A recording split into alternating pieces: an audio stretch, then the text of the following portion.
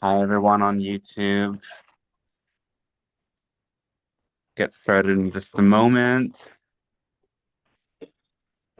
So if you're watching the recording, hop on to the Zoom meeting next time. If you're watching live, you can always join into the Zoom. Asking questions live is the best way to participate, though sometimes we have support in reading the questions from Zoom and YouTube as well. If you don't feel comfortable hopping in, that's something that we can support with most of the time. I'm not sure if that's going to flow perfectly today, but I appreciate you watching, and I'm super excited to share that the Heart First book is now live on Kindle and available for paperback mostly around the world. And this is an amazing moment. And it's, 6 months of lots of work putting this together. And I'm really grateful to get it out there. And I can show you how you can find it by going to dantestarshine.com. And we'll just make a little bit of a tour of the site, as I often do. Um, So dantestarshine.com. And if you scroll down a little bit, the first thing you'll see is how you can sign up for the email list. Email list is amazing because then you get an update whenever these live stream sessions happen. No need to stay tuned to social media, and make sure it doesn't go to your spam folder. I send an email at maximum once per week. Sometimes I make an error and I send two emails out in a row because of my error, but I hope not to do that very much. So here's a little introduction to Heart First. You can read that if you want. Link to the US version of it. But then if you scroll down, you'll find that there are versions in the UK, Germany, France, Spain, Italy, Netherlands, Japan, Brazil, Canada, Mexico, Australia, and India. We're missing some. I know Amazon's available in some other places, but if you can't find it here, then you can always ask me for a PDF that will help you to read it on an e-reader or on a computer. And also, eventually, um, the videos, because all of this is like channeled, right? Most of it, some of it's channeled writing. It came through in recordings that were transcribed, and a lot of those will be posted, so you can get an audio experience of them as well and experience them live. So if you're interested in booking a session, there's a way to do it here, and there's also ways to give back. The book, after all, is just $1 at the first couple days of launch. And this is as a way to really intend to get this to as many people as possible when it goes up on the Kindle rankings and becomes a top new book. It's exposed to new audiences. And I really believe in these teachings and their power for transforming and bringing people into the spiritual heart and allowing for their lives to get better and the world to get better. So I want this to get to as many people as possible. Just $1 really helps to boost the book. And after a couple of days now, it'll be listed at $10, which is really reflective of the value. But if you want to give additional support, there's ways of sending that energy in the form of donation. And I really appreciate it. Appreciate all the energy that comes back to support these streams and support what it takes to do this almost every week now for 5 years. Um, so without further ado, we'll dive in a second. If you're in the Zoom, make sure you're muted when you're not speaking. There was something else. Oh yeah, okay. I need to add the recording to the other recording thing. It's a lot of different things to play with. This app, that app, the other app. There's an app that transcribes all of the meetings, and I have been forgetting to post the transcripts to YouTube, but maybe I'm going to start doing that again. So you'll be able to get the audio and a written version of this as well. And press the record button. And everything is now in place. Let's begin. Enjoy the transmission, tune into the energy. Maybe you feel the energy connecting with you, moving through your body, or maybe you just receive the information and that supports you. All is possible. Thanks again for being here, and I'll see you in a moment on the other side.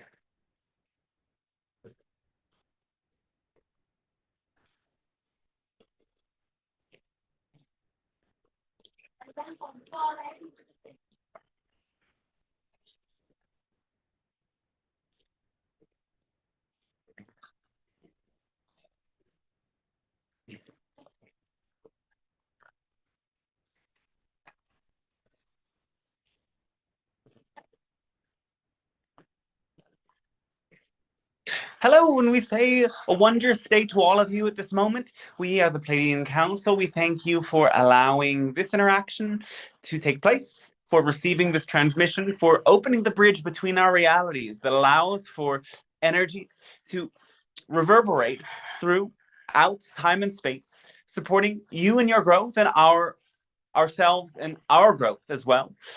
Together, we deepen in our connection to the source, in remembrance of oneness. And in this way, we thank you very much for your participation. Now, today, we've entitled this message, Trusting Your Heart, Trusting Your Intuition. This is very crucial. And the teachings we've released in this book now, Heart First, will help you in establishing that deep connection to your heart's intelligence and intuition.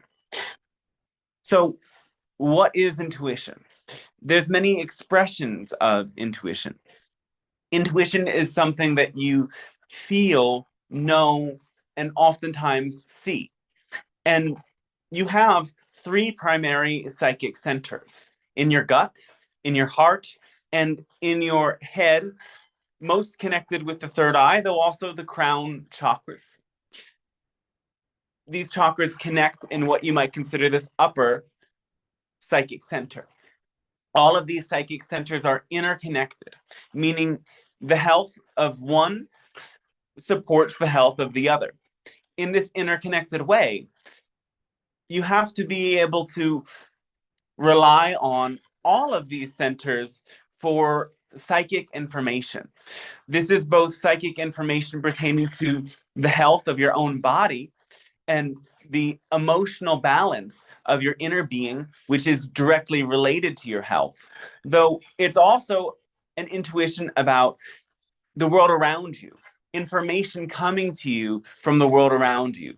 And this guides you to make the best choices in the world today, because of the age of information, the age of screens. Generally, people rely far too much on their head intuition, the intuition of their upper and more spiritual centers. This is true about common people and as well about people on a spiritual path. By relying on these upper centers, there is a disconnection from the physical body and the physical body's intelligence that takes place. There is just as much, if not more, intuition in the body itself. When you rely on just the intuition of your upper centers, perhaps you have many visions, perhaps you have many ideas, perhaps there's great streams of intellectual information and verbal streams that come to you. But oftentimes, if this is not connected with your heart and connected with your gut, it's not really what we would say grounded in reality. And because you're always looking at screens and you're always taking in new information and you're intellectually trying to figure so many things out, yes, humanity is at a place where you often allow all of your energy to be up here and not enough of your energy to be down here. And so a path of embodiment is the true path of awakening. And the path of tapping into your heart intelligence is the main core of these new materials that we bring to you. It is because your heart has the greatest and most important intuition.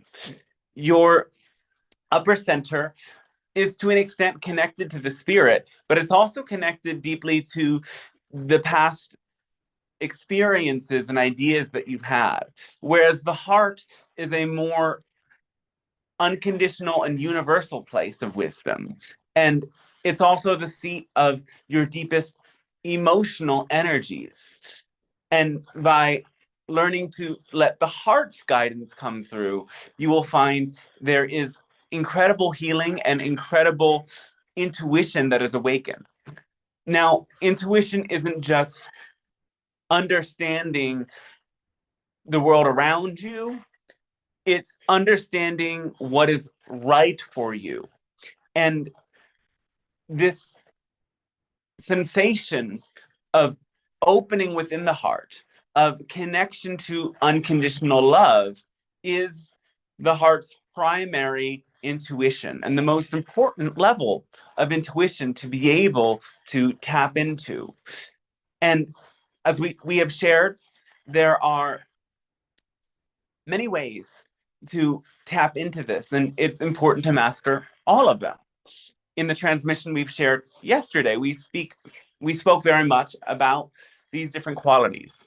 The P qualities, as we say, are the ones that are most deeply connected to your heart's intuition about what is right for you and what will bring you on your path and lead you into a flow state. These P qualities are purpose, presence, passion, peace, pleasure, and power. And there are many distorted understandings of these concepts, and we guide you instead to experience the pure energy of what these qualities are. What is the purest expression of these energies?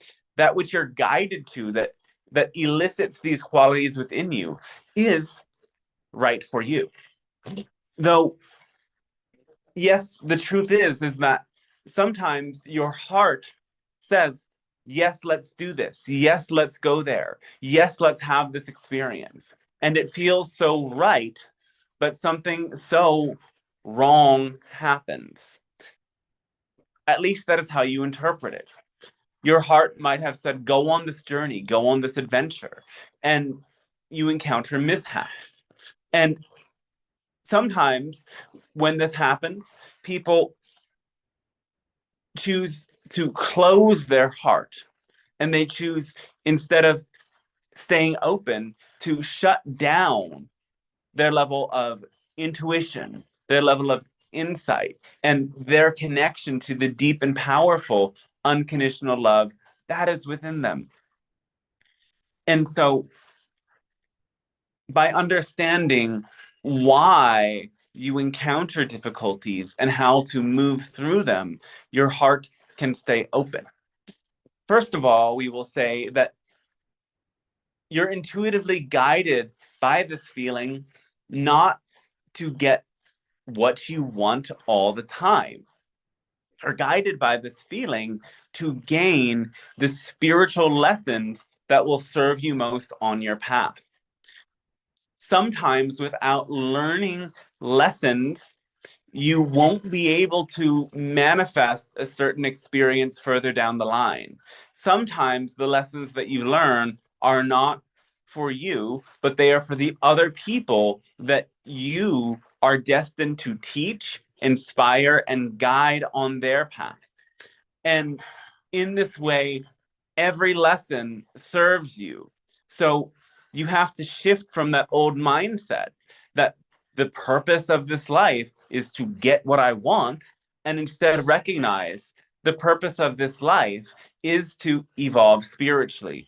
And evolving spiritually happens through being of service to others and co-creating in that way. And you cannot co-create in the most aligned and most fulfilling way without learning lessons in the process.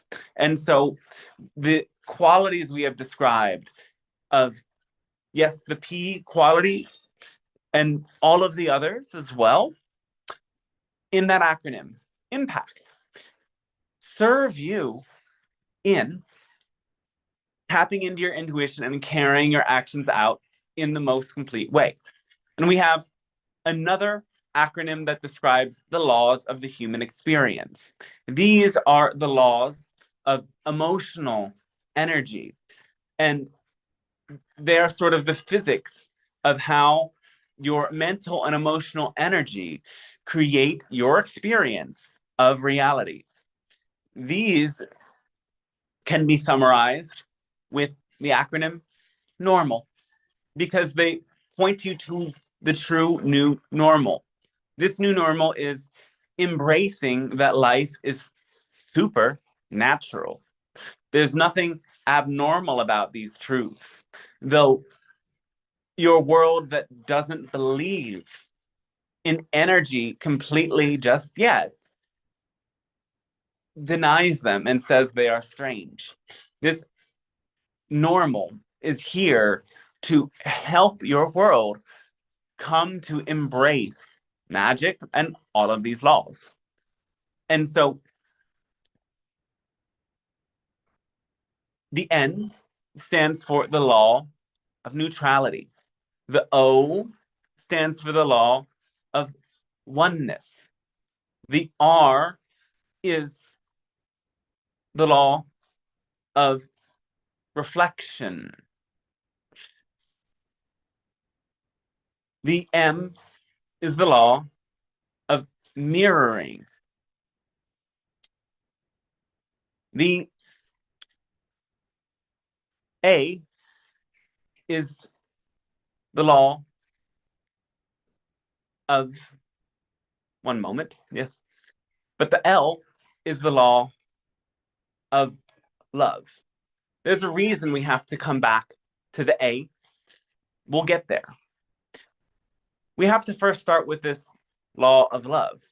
And that is what we've always shared with you, that acting on your highest passion to the best of your ability without insisting on a particular outcome is what awakens you to the cosmic force of love.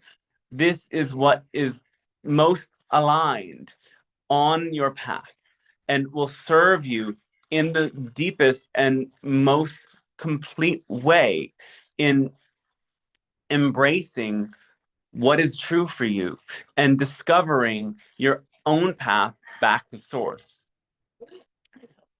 So the N points you to this law of neutrality. And by neutrality, we mean all experiences are fundamentally neutral. Remember that Source has created all of this reality. Source has created a reality where there is a vast spectrum of consciousness between fear and love, between darkness and light. And you define some of the ends of the spectrum as good and others as bad. But from Source's perspective, it is all valid and an important part of creation.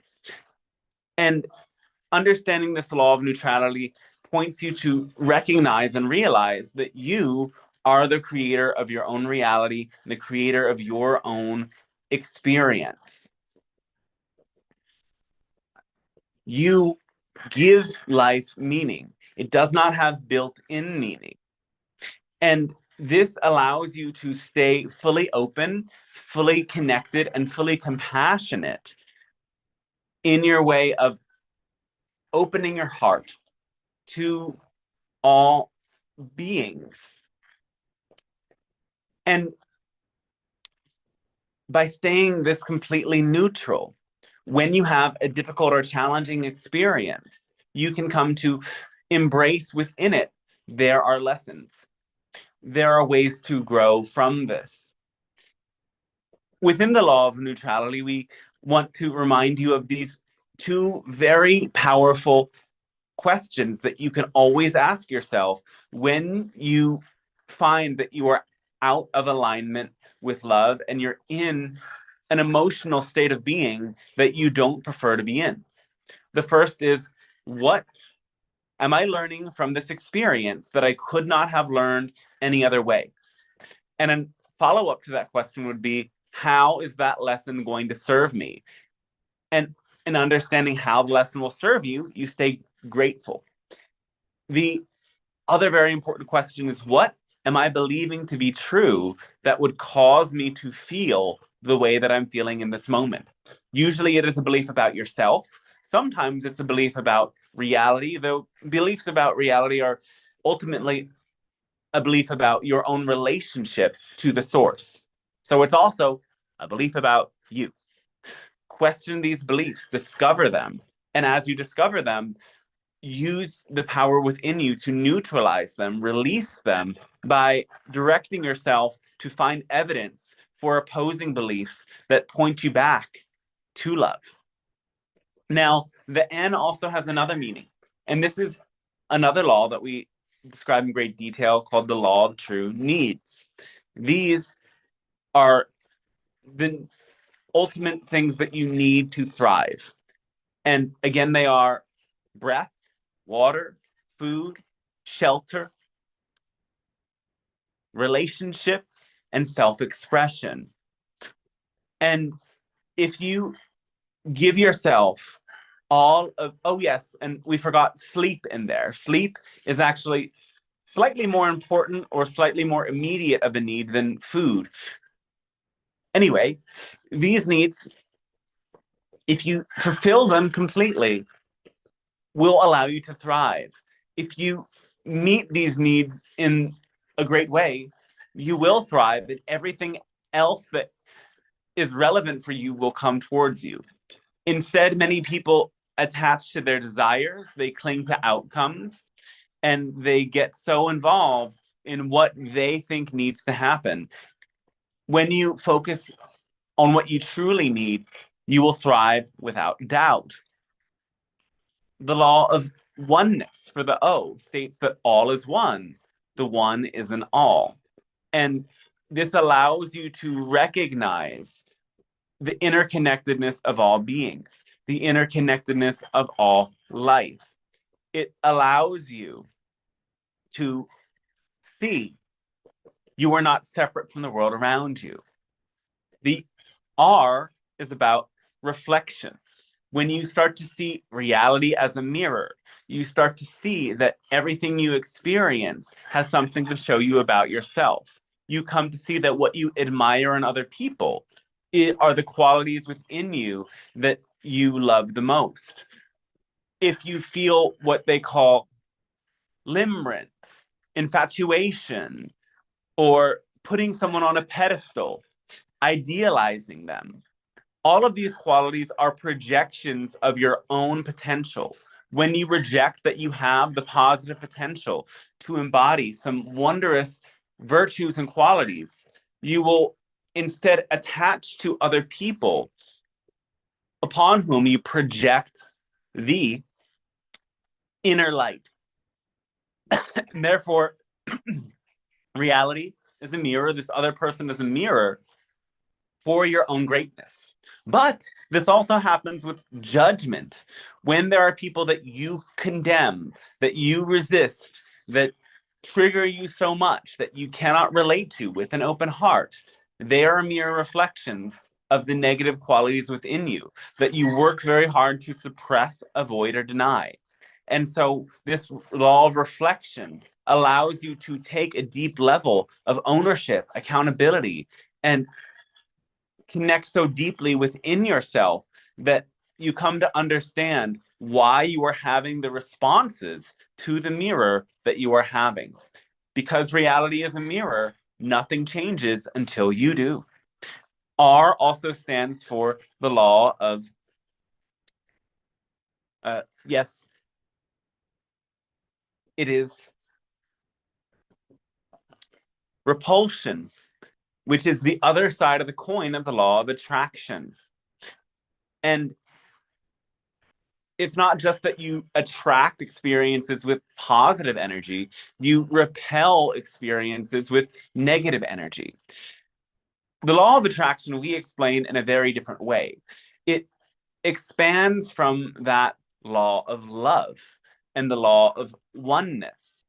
Remember that when you do what you're excited about, the things that you really want will be naturally drawn to you when they're relevant for you. If you don't have them yet, you will further repel them when you step out of the flow of love and say that I can't be satisfied and content right now until I get the thing that I want.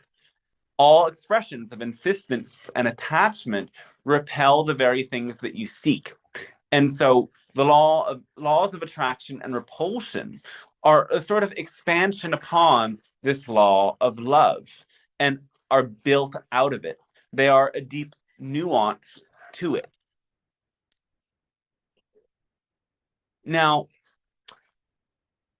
those are the laws. We've explained them in a slightly different order.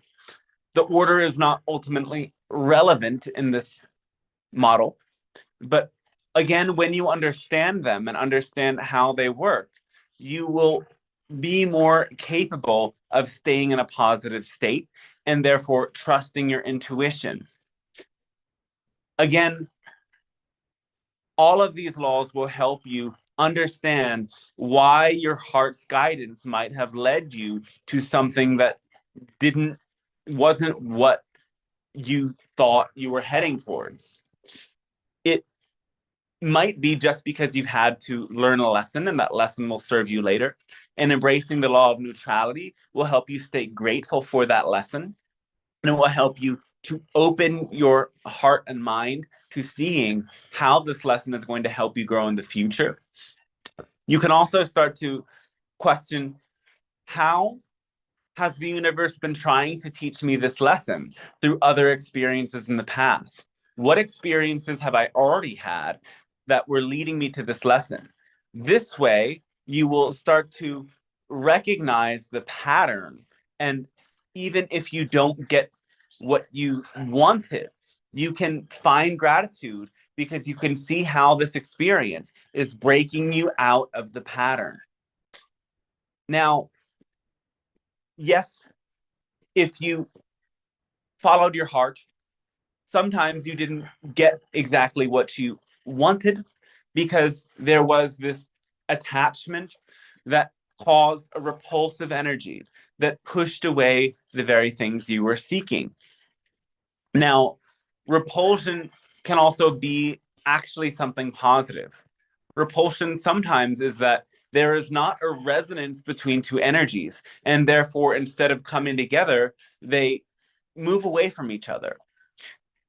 Sometimes, through this mirroring and projection, you push ideas and ideals onto people, and you come to see that these people are not exactly what you thought they were.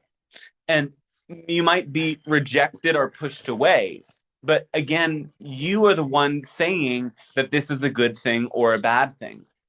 And embracing these laws of reality deeply allows you to stay positive no matter what, and recognize that your intuition and your heart was not misleading you. It was guiding you to break open. It was guiding you to an experience that would set you free from the belief systems that you've created that are holding you back. It was an experience designed to liberate you. And in this way, your heart is never wrong. Your heart is not seeking the things that your mind wants. Your heart is seeking a means to break free, a means to be open, a means to let the undying spirit of source, of unconditional love, manifest in this reality. And sometimes this is only possible by breaking down the walls that hold the heart back. These walls are built of beliefs, and emotions are the currency of these beliefs. It's how these beliefs exchange energy. So you have to be able to master your emotional intelligence and develop this deep celebration of all that comes to you with a deep inspecting eye, witnessing and understanding why things happen the way they happen. This cannot be done with any level of self-judgment. This can only be done with a personal degree of humility and joy. You have to understand that no one is perfect and no one is meant to be. All humans develop wisdom through learning lessons. And these lessons serve you on your path and are what allow you to be free and masterful. So that was a great deal of information. We always like to share with you as much detail as possible. And this new book, Heart First, allows you to become a master of all of these things we say. It allows you to go so deep into your own understanding of these concepts and apply it and make it second nature so that your heart does stay open all of the time. Finally, we wish to say again, remember, it's not about always feeling good. It's about learning how to come back into center faster. You will always experience some degrees of challenge. But when you master these laws and these qualities, you will be able to return to center and return to a heart open state quicker. Your attachment or insistence that you always feel good and always appear good is going to interrupt the process. It is about recalibration. And that is what leads to your deepest resilience. Yes? So our thanks to you. And now we would ask if you have questions, if you have comments, anything you would like to share with us. We are very happy to receive it and interact with you at this time.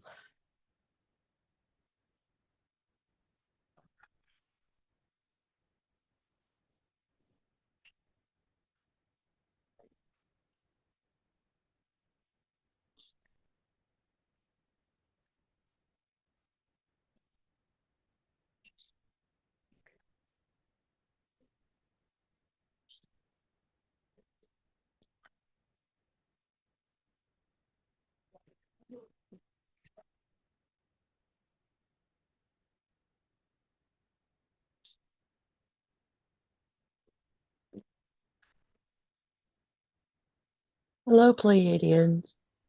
Hello, welcome. I believe there is some activity over on Facebook. If you want me to go over there, I was there. All right, yes. Okay, give me a moment.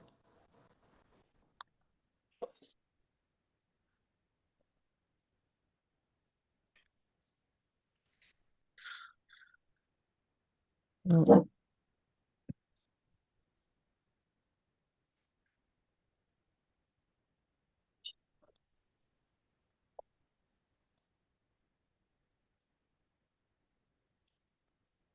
In the meantime, if anybody in Zoom has a question, we're very happy to engage.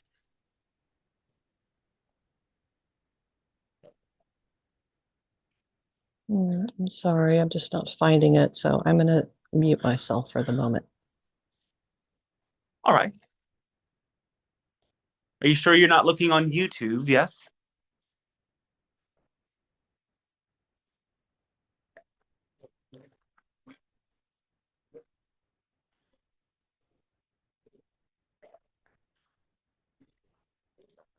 I'm checking YouTube, just a moment.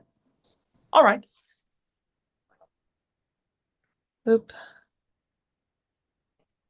Okie dokie, Smokey. Oh, come on. Come back, chat. All right, here we go.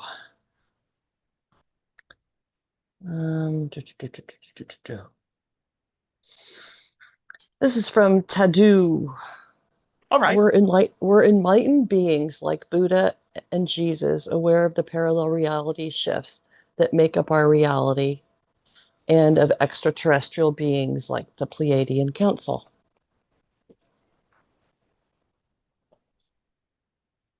Yes. Jesus in particular had many revelations and many visions.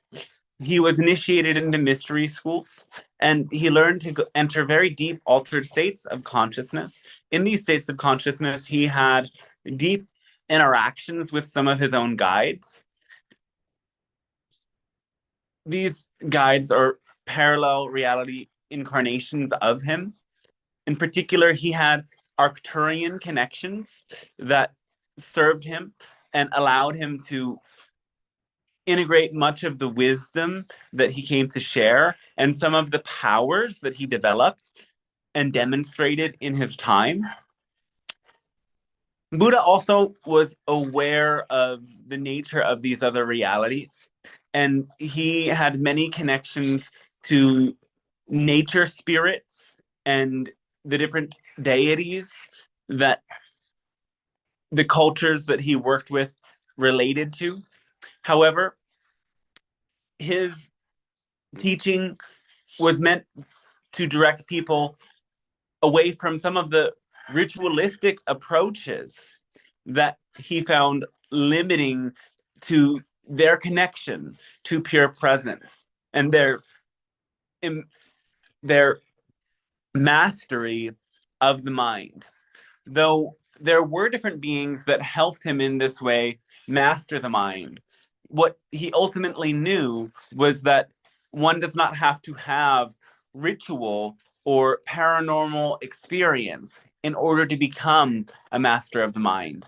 And he understood what his legacy was to be and how it was to shape the world.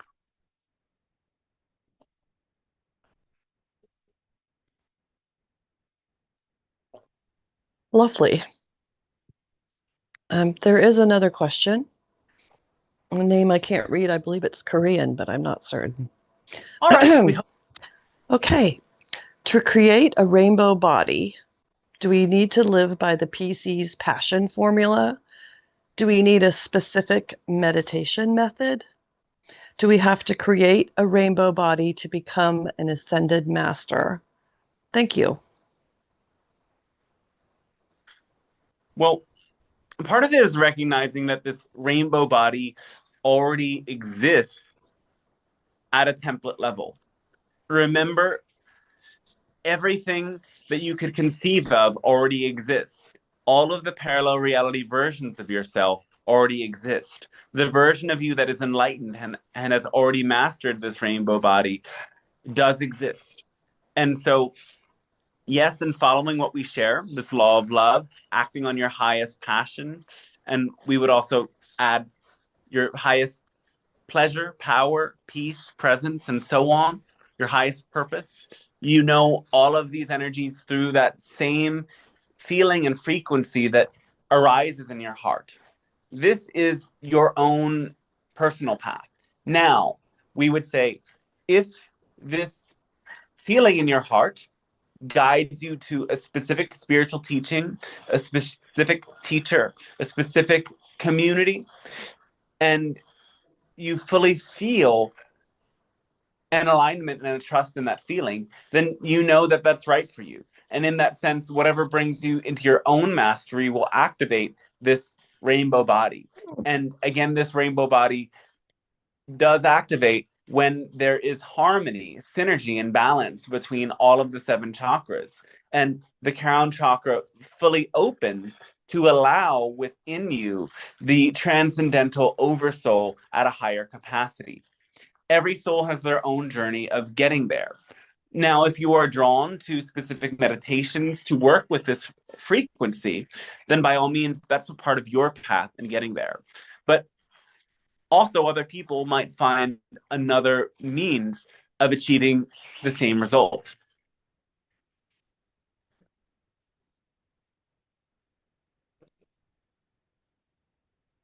Cool. There is Tadu has a follow-up question to his All right. question about, thank you, about, excuse me for just butting in, Buddha and Jesus, and he or they or she, whomever, if they knew it, why weren't their teachings passed on with respect to Buddha and Jesus? Has this question. Well, as Their we've said question. already with Buddha, he understood that ritual was unnecessary. He understood that worship was unnecessary. The Buddha's teachings were primarily about the mind and about virtue. So when the mind is tamed and you cultivate the quality of compassion, you naturally progress on a path towards enlightenment. The Eightfold Path, as Buddha knew it, left nothing out. And in his times, there was very much what has been called in other faiths idolatry. And this is mistaking of the idols for the real divinity within you. Yes, the images of deities and the altars can be a powerful tool, can be a powerful permission slip to experience the inner divinity. And because inner divinity is within every living and non-living thing, which are all expressions of universal consciousness, God is also in the deity, in the altar. However, in that time and space, and still in the present moment, there are many people that are forgetting that the divinity that they see in the idol on the altar also exists within them. And Buddha knew that he needed to help people break free from their limitation and come to understand, to find the divine within themselves by living in a virtuous way and in a mindful way. Just as much, Jesus saw so many of the same things. And this is why he was very much against unfairness, cruelty, and idolatry.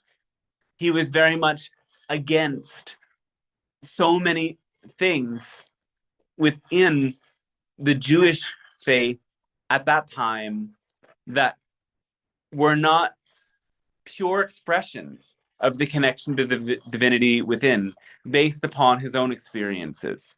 Now, also understand, Jesus was murdered for his teachings, which didn't include the supernatural experiences that he included.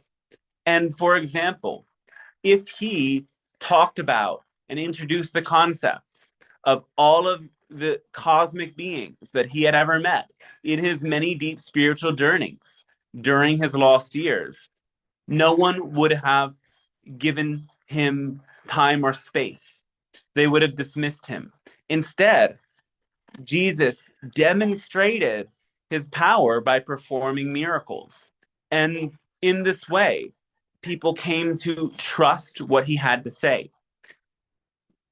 He rocked the boat as much as he was intuitively guided to do in the perfect way to disrupt what his teachings came to disrupt and make the way for change in the way that he was meant to.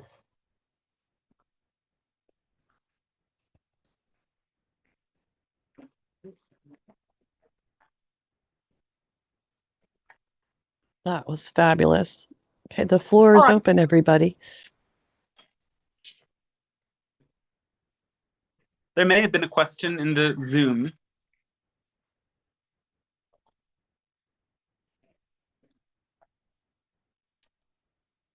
So feel free, yes, to read it aloud or for somebody to speak aloud if that calls to you.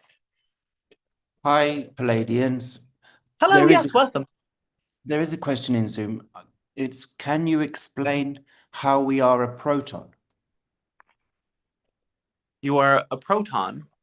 Yes. Oh, all right. Well,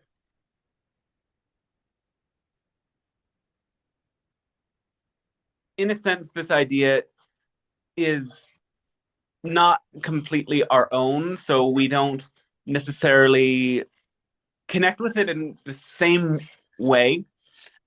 You are, after all, a human being, though in the sense that you are deeply connected to a center and that there is electrical energy that moves around you.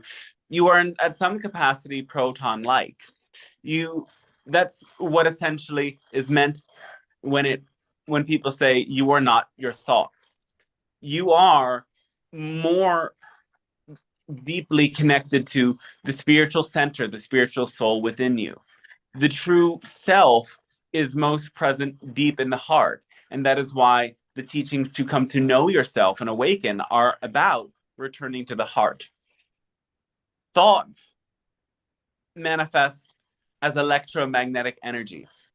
They influence the world around you. Just like electrons, they rotate around the center, circulating and creating charges of energy. These electric charges of energy that move through you are not the real you. The real you is more present at the center of your being. So this would be our interpretation of this idea, the way that we could validate that idea, yes? Thank you. Yeah.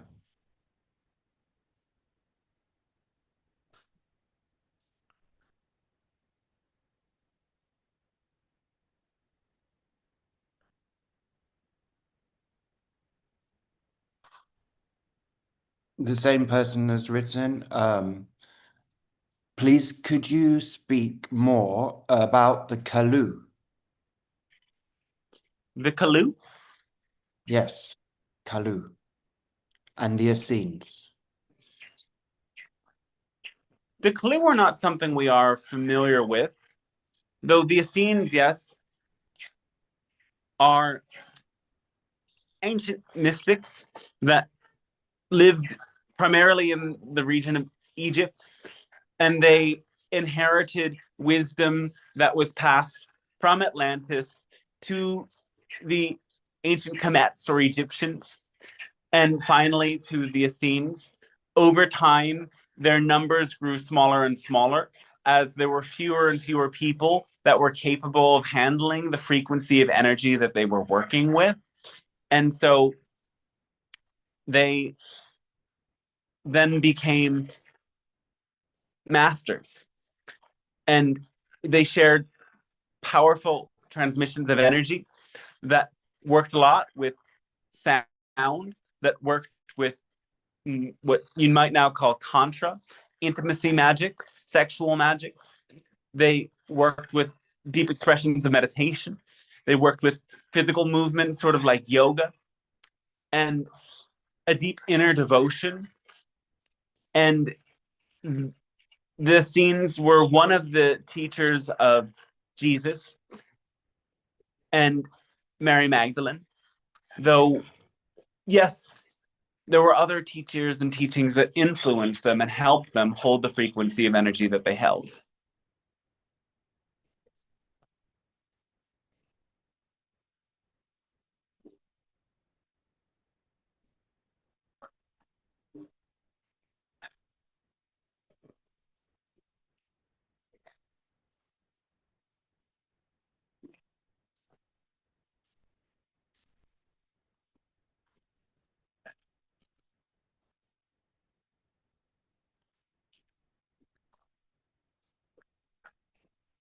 Are there any other questions at this time?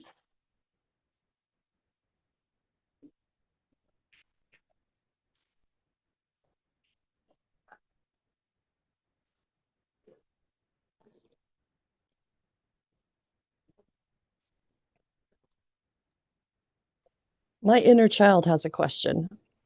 All right. Hello, inner child. Hello. She would like to know what happens when you wish on a shooting star.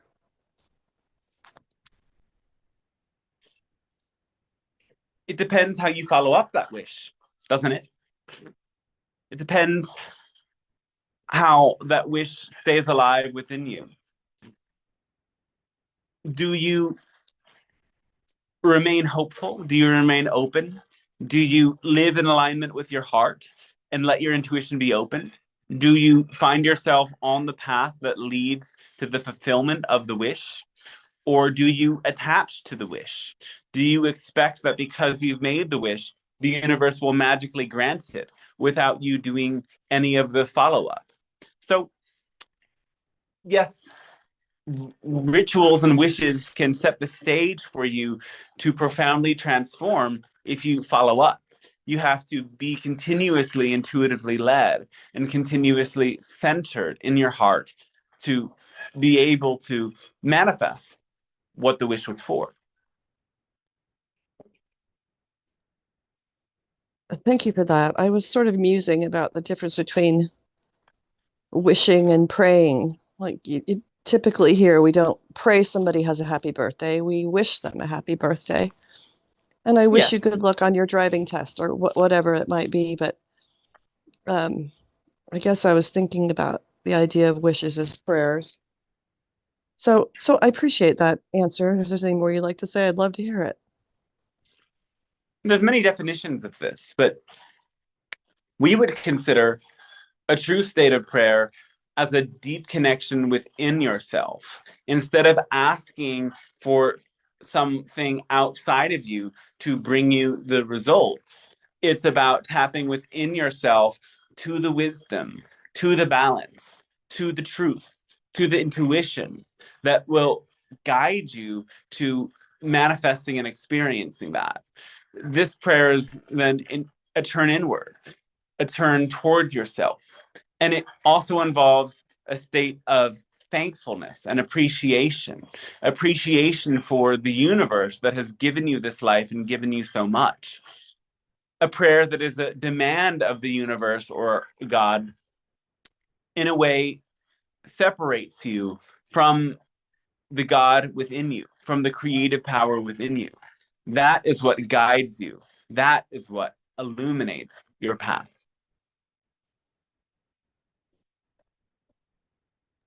Lovely.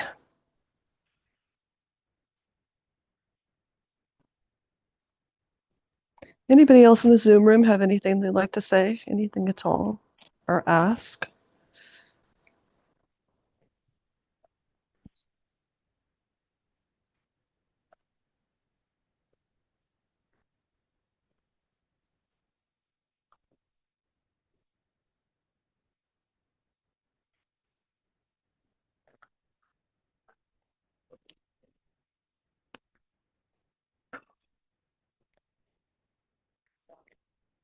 All right, then we will thank you very much for co-creating and for interacting with us at this time.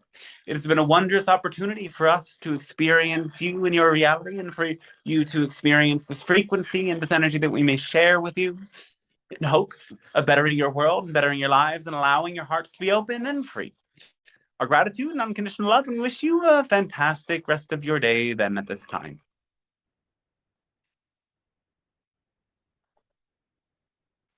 All right. Thanks for being here, everyone. How was it?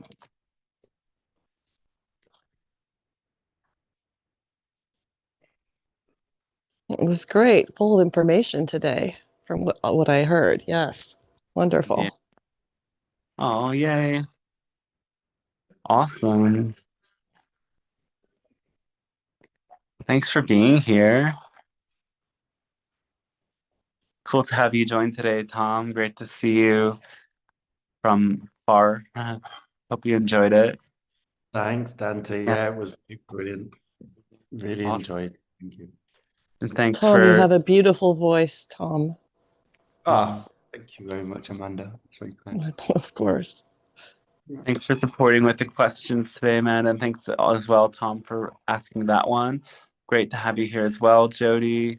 An amazing day. And for all that are watching still, a reminder, the channeled book is now available, Heart First, and your support would be incredible because now at this launch, we aim to become the #1 book on Amazon that would help for really allowing this to reach more people. So on DanteStarshine.com, the website, You can find it under Heart First, the channeled books, the first thing. There's the Amazon link, and then there's an international links at the bottom. So there's many ways you can get it. There's a paperback and a Kindle version. Until May 5th, the Kindle version is just $1. So share it with as many people as you like. You can even buy gift copies for them. That would be a great help as well. To stay up to date as to when these sessions are happening, enter your email in the list, and we will send out an email whenever the live streams are coming up. And the launch of the book is choose your own price. So it's just $1 for now. But if you would like to give back more to support that or any of these sessions and happening, there's ways to do that. Maybe it's one-to-one work with me, or maybe it's just a one-time donation. Appreciate your support so much and appreciate you joining today and always, and hope to catch you next time. Anybody else have some last things they'd like to say or share? Oh, great. Thank you, Jody. Got the paperback. Woohoo.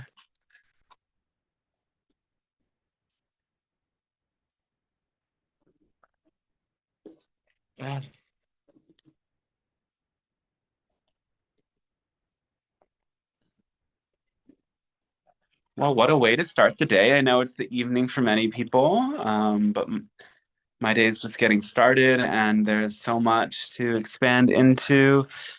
Thank you, Sue. Thanks. I appreciate the support, everyone.